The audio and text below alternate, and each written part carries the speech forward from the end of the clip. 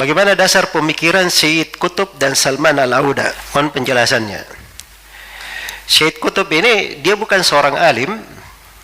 Syed Qutb itu rahimahullah, beliau hanya seorang ahli sastra. Iya, ahli di bidang adab, bahasa, dan di dalam ilmu-ilmu agama dia sangat lemah. Karena itu muncul darinya pemahaman-pemahaman yang rusak. Bahkan dari Syed Qutb ini muncul berbagai musibah dan petaka yang menimpa umat di masa sekarang. Adanya peledakan-peledakan, pengafiran, paham takfir, munculnya kelompok-kelompok jamaah-jamaah, itu berasal dari pemikiran Syed Qutb. Dia mengafirkan seluruh masyarakat muslim. Dia katakan tidak ada masyarakat muslim di atas muka bumi. Dianggap bahwa sekarang adalah masa jahiliyah. Dia mengafirkan seluruh pemerintahan muslim. Seluruh pemerintahan muslim. Dia menafsirkan tauhid itu semuanya terkait dengan masalah berhukum dengan hukum Allah. Selain daripada itu, dia memiliki pemikiran-pemikiran yang masuk di dalam bab kesesatan tersendiri. Seperti ada bahasa-bahasa Syed Qutb yang mengolok-olok Nabi Musa, mencerca para sahabat, Muawiyah, Uthman, dan selainnya, radhiyallahu anhu, dan berbagai kerusakan pemikiran. Telah ditulis oleh para ulama buku-buku khusus yang menguraikan pemikiran-pemikiran menyimpang Syed Qutb. Di antaranya buku yang ditulis oleh Syekh Abdullah Duwaish rahimahullahu ta'ala. Dan ini dari buku yang paling pertama yang menjelaskan kesesatan pemikiran Syed Qutb. Kemudian di antara yang menulis juga dari pemikiran Syed Qutb di buku tersendiri adalah guru kami Syekh Rabi' Al-Madakhali hafizahullahu ta'ala. Beliau punya 4 kitab khusus.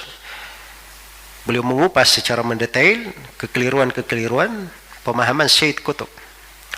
Tapi para ulama yang mengkritik Syed Qutb itu sudah dari dahulu. Hanya tulisan-tulisan yang muncul baru kelihatan belakangan.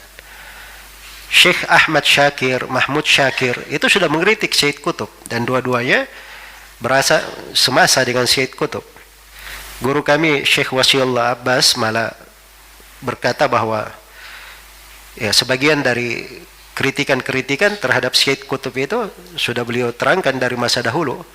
Malah Syekh Rabi itu tahu sebagian kekeliruan Syed Qutb dari beliau. Beliau yang tunjukkan tempat-tempatnya. Iya. Maka ini dikenal di kalangan para ulama. Salman Al-Auda ini datang belakangan, orang-orang yang terfitnah dengan pemahaman Syed Qutb. Iya. Selain daripada itu, dia mengambil pemahamannya dari tokoh-tokoh pergerakan yang lainnya, dan dia sendiri menyimpan di bab-bab, di pintu-pintu pembahasan yang lain. Ya, dan sekarang ini alhamdulillah mulai nampak jelas pembahasan-pembahasan. Sekarang Salman Al-Auda dipenjara untuk kesekian kalinya. Dan di kali ini ya pemerintah memberikan langkah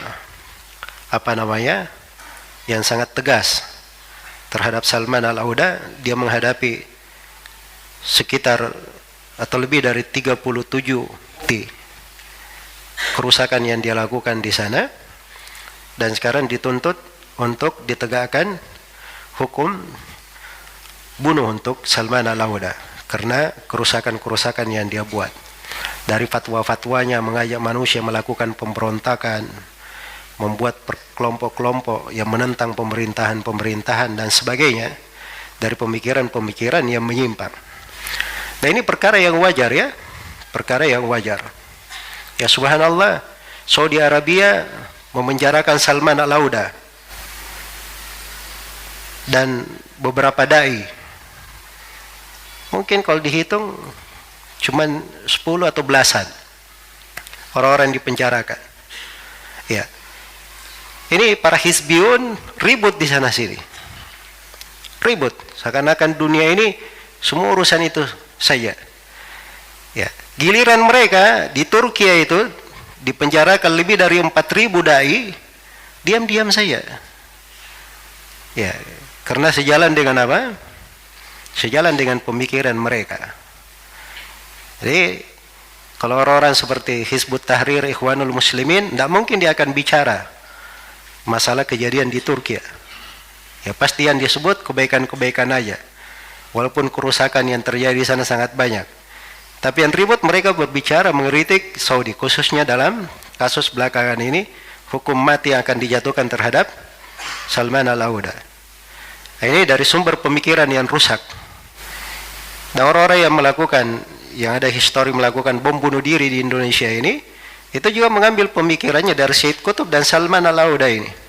Bahkan Imam Samudra itu di bukunya Aku Melawan Teroris, di awal bukunya itu dia banggakan beberapa ucapan dan tulisan Salman Al-Auda. Maka ini pemikiran yang berbahaya, harus dibicarakan, harus dijelaskan, agar supaya generasi muda kita tidak terjangkit bahaya yang seperti ini. Iya. Maka semoga Allah Subhanahu wa taala memberi taufik kepada semuanya. Wallahu taala alam.